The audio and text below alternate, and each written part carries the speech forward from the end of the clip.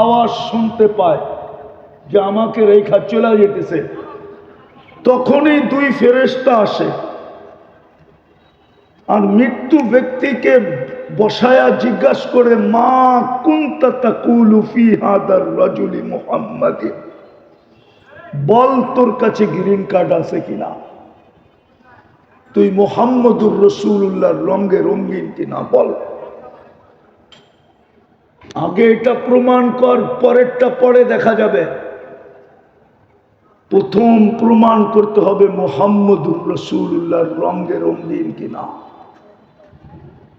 এই জন্যই আমি বলতে শুরু করছিলাম যে মানুষ হিসাবে সৃষ্টির ভিতরে শ্রেষ্ঠত্ব দিছেন, আর মানুষের ভিতরে আমাদেরকে উম্মতে মুহাম্মদী হিসাবে শ্রেষ্ঠত্ব দিছেন। এই উম্মতের তো দুর্দশার হওয়ার কথা ছিল না। পেটে যখন বাচ্ছিল না তখনই তো দুর্দশা ছিল না। বর্তমানে যতটুকু দুর্দশার শিকার এই উম্মত, পেটে যখন বাচ্ছিল না তখনও এতটুকু দুর্দশার শিকার ছিল না। পরনে যখন কাপড় ছিল না তখনও এতটুকু দুর্দশার শিকার ছিল না। এক কাপড়ে যখন স্বামী স্ত্রীর জীবন চলতেছিল তখনও এতটুকু দুর্দশার শিকার এই উম্মত ছিল না। কসম খোদার, তখনও একজনে হাত উঠাইলে ফেরেশতা চলে আসতো, একজনে হাত উঠাইলে। আজকে 250 কোটি হাত উঠায় বসা আছে, ফেরেশতার কোনো চিহ্ন দেখা যায় না। যদি চিহ্ন দেখা যেত তাইলে তো ফিলিস্তিনে এতদিনে ফেরেশতা নেমে আসতো। 2 বছর 2 মাস চলতেছে পড়ায় ফিলিস্তিনের যুদ্ধ, আর ফিলিস্তিনের যুদ্ধের যোগ বিয়োগ আমার মিলে না, আপনাদের মিলতে পারে। কেননা আমি তো ফিলিস্তিন চোখে দেখছি 2010-এ। প্রত্যেকটা গ্রাম গ্রাম এলাকা এলাকা চৈসা দেখছি। এই জন্য আমার যোগ বিয়োগ মিলে না। এই জন্য মিলে না যেখানে ইব্রাহিম আলাইহিস সালাতু ওয়াস সালাম জাতির পিতা খলিলুল্লাহ যেখানে ঘুমান আরাম করেন, ওইখানে বোম ফাটে কি করা? একটু যোগ বিয়োগ মিলা। ওয়াদিয়ে খালিলে তো ইব্রাহিম আলাইহিস সালাম ঘুমাইতেছেন।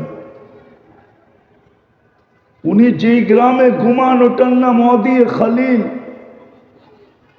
ওনার থেকে একটু দূরেই তো মুসা আলাইহিস সালাম ঘুমাইতেছেন, ওয়াদিয়ে মুসা। একটু দূরেই তো ওনার শ্বশুর ঘুমাইতেছেন, শুআয়ব আলাইহিস সালাম। ওনার পাশেই তো ঘুমাইতেছে মুসা আলাইহিস সালামের শিষ্য ইউশা বিন নুন আলাইহিস সালাম। এছাড়াও তো 70 জন নবীর কবর চিহ্নিত আছে, চিহ্ন দেওয়া আছে 70 জন নবীর কবর। 45,000 সাহাবায়ে কেরাম শুয়ে আছে ফিলিস্তিনে। কত কত 45,000। কুল্লুহুম শুহাদা, প্রত্যেকজন শহীদ। শহীদ মরে নাই, ওরাও জীবিত। যেখানে আল্লাহ সম্মেলন করেন, আল্লাহ আরশে নেওয়ার দরকার ছিল, বাইতুল্লাহর থেকে নিয়ে যেতেন। নবীদের সম্মিলন আপনার সবচেয়ে উত্তম ঘরে বাইতুল্লাহ করতেন। মেরাজের রাত্রে তো 1.25 লক্ষ নবীদের সম্মেলন ছিল বাইতুল মুকাদ্দাসে, সশরীরে, রুহানি না। উলামা একমত হবে ইনশাআল্লাহ, আশা করি। সশরীরে 1.25 লক্ষ নবীদের সম্মেলন, মুহাম্মদুর রাসূলুল্লাহ ইমাম। ওই দিনের সবচেয়ে বড় বক্তা, প্রধান বক্তা মুহাম্মদুর রাসূলুল্লাহ সাল্লাল্লাহু আলাইহি ওয়াসাল্লাম। ওই জমিনে 2 বছর যুদ্ধ হয় কি করে? তারপরও ওদের সাথে, হ্যাঁ, ওদের সাথে যুদ্ধ হয়। 32 বার আল্লাহর কাছে যাদের ব্যাপারে আমরা আশ্রয় প্রার্থনা করি, গায়রিল মাগদুব, ওদের সাথে যুদ্ধ। কমসে কম 32 রাকাতে তো 32 বার বলি গায়রিল মাগদুব, ওদের সাথে যুদ্ধ হয় কি করে? কিন্তু হবে না তো হবে না কেন? এটাই বুঝাইতে চাইতেছি, হবে না তো হবে না কেন? কি কারণে হবে না? এই প্রশ্নটাই আপনাদের সামনে রাখতে চাইতেছিলাম, যে হবে না তো হবে না কেন? সৃষ্টির ভিতরে আমাকে মানুষ হিসাবে শ্রেষ্ঠত্ব দিল, মানব জাতির ভিতরে আমাকে উম্মতে মুহাম্মদী হিসাবে শ্রেষ্ঠত্ব দিলেন। শুধু শ্রেষ্ঠত্ব দিলেন না, আবার শ্রেষ্ঠত্বের প্রমাণও দিলেন। প্রমাণ স্বরূপ আমি বলতেছিলাম, মুহাম্মদুর রাসূলুল্লাহ সর্বপ্রথম প্রমাণ। আপনি মুহাম্মদুর রাসূলুল্লাহ পাইছেন। যদি মুহাম্মদুর রাসূলুল্লাহ প্রমাণ না হইতো, তাহলে আমি কিতাব থেকে একটা প্রমাণ দিতেছি। যদি মুহাম্মদুর রাসূলুল্লাহ সাল্লাল্লাহু আলাইহি ওয়াসাল্লাম আমার কথার প্রমাণ না হইতো, তাহলে আমি কিতাব থেকে একটা প্রমাণ দিতেছি। কিতাব থেকে দিতেছি,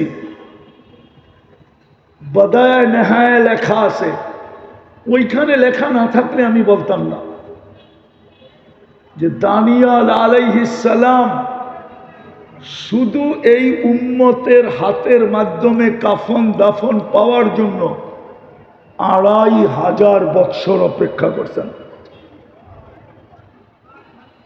মৃত্যুর পরে ওনার দোয়া ছিল, আল্লাহ মৃত্যুর পরে যেন আমাকে সুরক্ষিত রাখা হয়।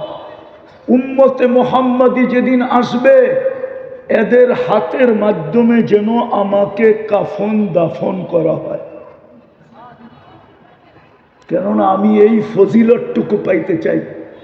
কেননা উম্মতের মুহাম্মদের ফজিলত, মুহাম্মদুর রাসূলুল্লাহর উম্মতের ফজিলত যতটুকু আমি জানছি, আপনি আমাকে জানাইছেন, বিদায় আমার মন বলে আমি ওদের হাতের ছোঁয়া চাই।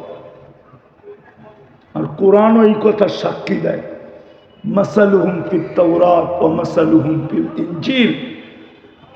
আমাদের প্রশংসায় তৌরাত ভরা ছিল, ইনজিল ভরা ছিল, জবুর ভরা ছিল।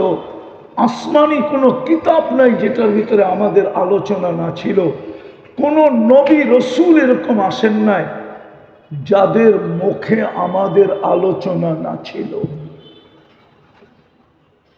আদম আলাইহিস সালাম থেকে নিয়ে ঈসা আলাইহিস সালাম পর্যন্ত আমাদের আলোচনাই আলোচনা ছিল। যদি আমাদের আলোচনা না থাকবে, তো ঈসা আলাইহিস সালাম কেন দোয়া করলেন যে আল্লাহ আমাকে উম্মতে মুহাম্মদী বানায় পাঠায়েন? আল্লাহ কেন কবুল করলেন? উনি কেন আসবেন? উনি দাজ্জালকে কেন হত্যা করবেন? কিন্তু যেদিন আসবেন উনি ইমামতি তো করবেন না, ইমামতি তো করবেন মাহদী আলাইহিস সালাম। উনি বলবেন ইমামতি করার অধিকার আমার নাই, এখন পর্যন্ত নাই যতক্ষণ আপনি বেঁচে আছেন। কেননা আপনি উম্মতের ইমাম, আমি উম্মতের একজন ব্যক্তি। আপনার পরে যখন ইমামতি আমার কাছে আসবে তখন আমি ইমামতি করব, কিন্তু আজকে তো আপনি ইমাম। তো শ্রেষ্ঠত্বের প্রমাণ হইল মুহাম্মদুর রাসূলুল্লাহ। খোলার সময় আমার কাছে নাই, নইলে এটাকে অনেক খোলা যায়। দ্বিতীয় প্রমাণ হইল কোরআন। কি কি কি কি? কোরআন। কালামুল্লাহ কোরআন না কালামুল্লাহ। আল্লাহ নিজের কালাম দিয়া দিছেন, নিজের কালাম আমাদেরকে দিয়া দিছেন। কিন্তু আফসোস, আমার জাতি 90 জন কোরআন পড়তে জানে না, নারী পুরুষ শতকরা 90 জন পড়তে পারে না। জানি না উত্তরের মানুষ রাগ হয়ে গেল কিনা, একমত আপনারা? শতকরা 90 জন কোরআন পড়তে জানে না। পড়তে না জানে আমার কোনো আপত্তি ছিল না, কিন্তু আফসোসের বিষয় তো এইখানে, যদি ঘরে ঢুকার সাথে সাথে কোরআনটা চোখের সামনে পড়তো, তাইলেও হয়তো মনটাকে বুঝাইতে পারতাম যে ঘরে ঢুকার সাথে সাথেই কোরআনটা চোখের সামনে পড়ে। কিন্তু সমস্ত মুসলমানের ঘরে তো ঢুকার সাথে সাথে টেলিভিশনটা চোখের সামনে পড়ে। কোরআনটা তো চোখের সামনে আনতে হইলে বড় আলমারি খুইলা খুঁজা খুঁজা আনতে হয়।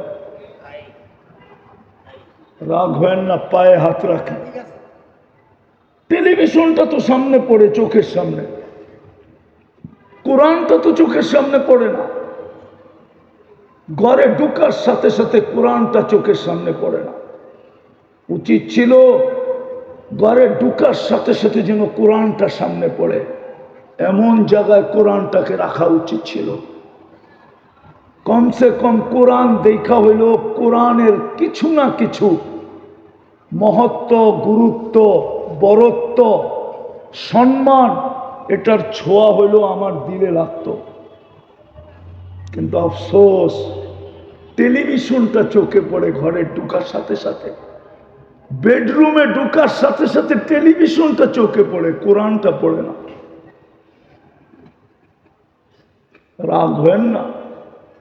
আরেকটা বলবো, কোরআন 90% কোরআন পড়তে জানে না, কিন্তু কোনো আপত্তি ছিল না যদি ডেলি কোরআনটাকে নিয়ে একবার চুমা দিত। শুধু চুমা দিয়া বলতো বুকে লাগায়, মালিক তোর কালাম। পড়তে পারি না, ভালো তো বাসতে পারি। পড়তে তো পারি না, ভালো তো বাসতে পারি, কিন্তু আমার জাতি তো কোরআন বৎসরের পর বৎসর ছুঁয়া দেখে না। এই মজমায় পাওয়া যাবে কবে কোরআন ছুঁয়া দেখছে বলতে পারবে না। নাই এই মজমায় কেউ? আমি হাত উঠাইতে বলবো না, আছে তো? হ্যাঁ, যুবকরাও বলতে পারবে না ওরা কবে কোরআন হাত লাগায় দেখছে, ছুঁয়া দেখছে, বলতে পারবে না। অথচ আপনারা বললে হাসবেন, ওরাও হাসবে, সবাই বলবে হুজুর হাস্যকর কথা বলল। ওরা ডেলি 2, 4, 10 বার মোবাইল টাচ করে চুমা দেয়। জিগান দেয় না? না দেয়? সত্য তো?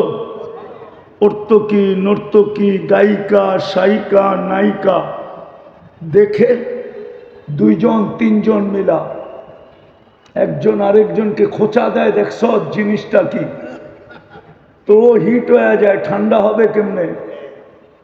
মোবাইলের ভিতরে হাত ঢোকে না, কোথায় নাচে জানে না, তো এইখানে বই মজা লয়, মোবাইলের টাচ করে চুমা দেয়।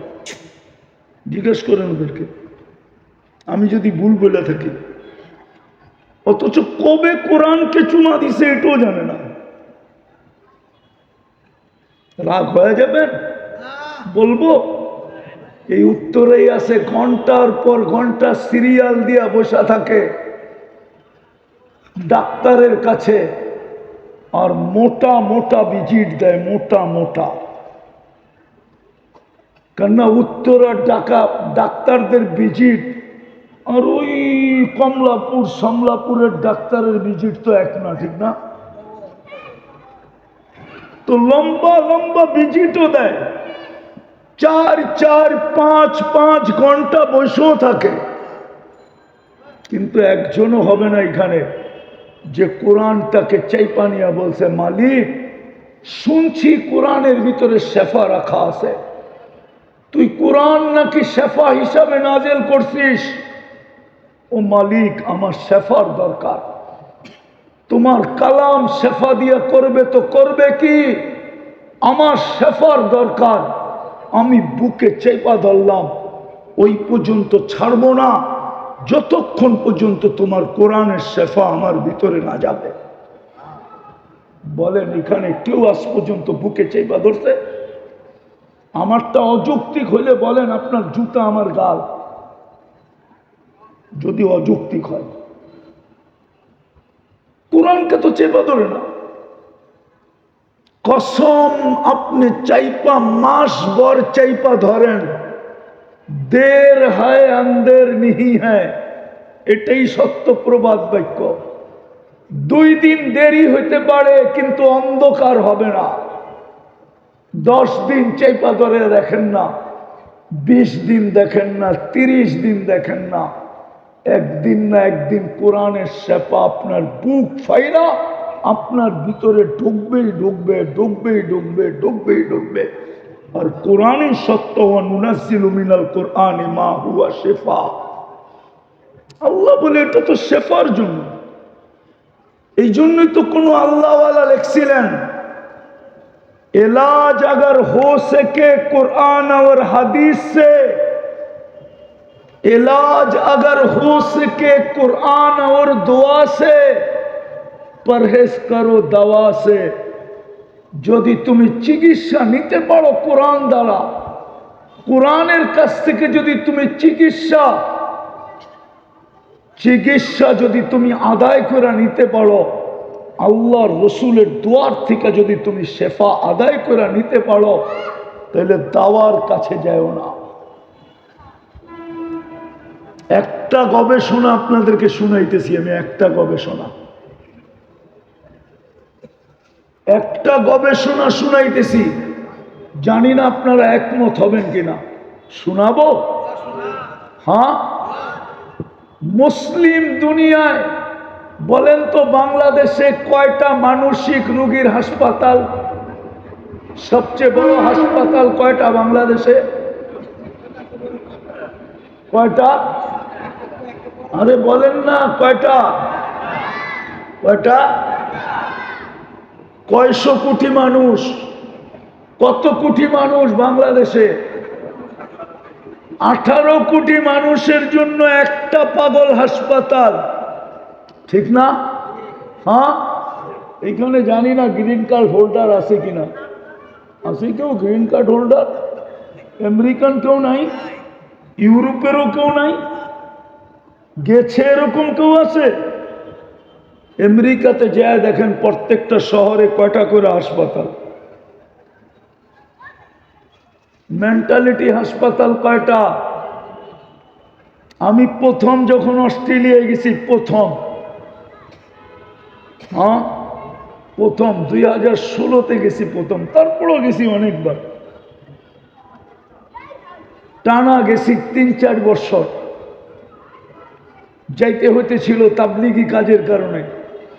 তো আমি যখন এয়ারপোর্ট থেকে বাহির হয়ে আমি জিজ্ঞাসা করছি যে তোমাদের এখানে মানসিক রোগীর হার কত? আপনি ফার্স্ট টাইম আসলেন, এটা জিজ্ঞেস করলেন কেন? আমি বললাম আমি নামার পরে লোকগুলার অবস্থা দেখা আমার মনে হলো যদি আমার পড়া ভুল না হয়ে থাকে, এলমে কেহাফা যদি ভুল না হয়ে থাকে পড়া, তাইলে মনে হয় আমার ধারণা সঠিক হবে। আমার মনে হয় এখানে বড় পার্সেন্টেজের লোক মানসিক রোগী। তো বলতেছে 4 জনে 1 জন মানসিক রোগী। কয়জন? শতকরা 25 জন মানসিক রোগী, 25%। অস্ট্রেলিয়া আমরা কম কেন জানেন? সারা দুনিয়ায় মানসিক রোগী কম কেন জানেন? মুসলিম দুনিয়ায় মানসিক রোগী কম কেন জানেন? কমসে কম শুক্রবার হইল আমরা গর্দান মাসা করি, উজুর ভিতরে গর্দানে পানি লাগে, পানি। আর 5 বেলা যারা করে উজু, ওরা 5 বেলায় গর্দানে পানি লাগায়। এই জন্য মুসলমানের ভিতরে মানসিক রোগী কম। এই রিচার্জ আমার না, আমেরিকান ডাক্তারের রিচার্জ, আমার না। নিবেন নাম ঠিকানা, নিবেন এই লিটারেচার আমার কাছ থেকে, কিন্তু দুনিয়াতে এটা মিডিয়ায় আসে নাই, আসবে না কোনোদিন, মিডিয়ায় আসবে না, মিডিয়ায় আসতেও দিবে না। যেমন আমি বলি রাগ হয় না, আমার সুশীলরা কি করে, আমার বুদ্ধিজীবীরা কি করে, আমার শিক্ষিতরা কি করে, আমাদের যুবক যুবতীর যৌবন মাটিতে মিশা যেতেছে, মাটিতে। আমার সমাজের সুশীলরা কি করে, আমার সমাজের শিক্ষিতরা কি করে, আমার সমাজের বুদ্ধিজীবীরা কোথায়, আমার সমাজের ডাক্তাররা কোথায়? ওরা কেন এই যুবকদেরকে বলে না ইন্টারনেট ওদের যৌবনকে মাটিতে মিশায়া দিতেছে? একদিন তো আসবে ওরা বাসর রাত্রে ক্যাচ আউট হয়ে যাবে, বাসর রাত্রে ওদের উইকেট পড়া যাবে। যদি বাসর রাত্র না পড়লো 2 বছর টিকবে, 2 বছর পরে শেষ।